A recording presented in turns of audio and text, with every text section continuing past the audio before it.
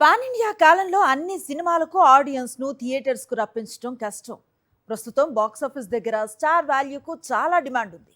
కానీ మిగతా సినిమాల సంగతి ఏంటి అంటే విభిన్నమైన కంటెంట్తో తెరకెక్కించే పనిలో పడింది టాలీవుడ్. అందుకు తగ్గట్లే అనూహ్య విజయాలను అందుకుంటోంది.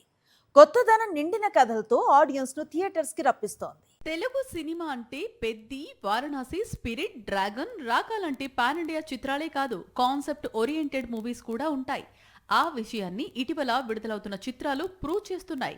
గత కొద్ది వారాల్లో విడుదలకు సిద్ధమైన కొన్ని చిత్రాలను పరిశీలిస్తే టాలీవుడ్ లో ఒక నిశ్శబ్దమైన మార్పు మొదలైందని స్పష్టంగా కనిపిస్తోంది. ఈ మార్పు కేవలం కొత్త కథలు చెప్పడంలోనే కాదు, సినిమాలను నిర్మించే విధానం, బడ్జెట్ వినియోగం, మార్కెటింగ్, ప్రేక్షకుల అభిరుచులు, నిర్మాతల పెట్టుబడి ధోరణి వరకు విస్తరించిందని చెప్పాలి.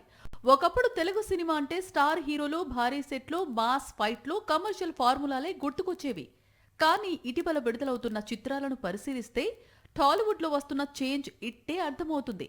సంగీతం, మా ఇంటి బంగారం, మరికొద్ది రోజుల్లో విడుదల కానున్న రావ్ బహదూర్, నాగబంధం చిత్రాలు తెలుగు సినిమాలో కొత్త అధ్యాయం మొదలైందనే విషయాన్ని చెబుతున్నాయి. మరిన్ని అప్డేట్స్ కోసం ఛానల్ ను సబ్స్క్రైబ్ చేయండి. నోటిఫికేషన్స్ కోసం బెల్ ఐకాన్ పై క్లిక్ చేయండి.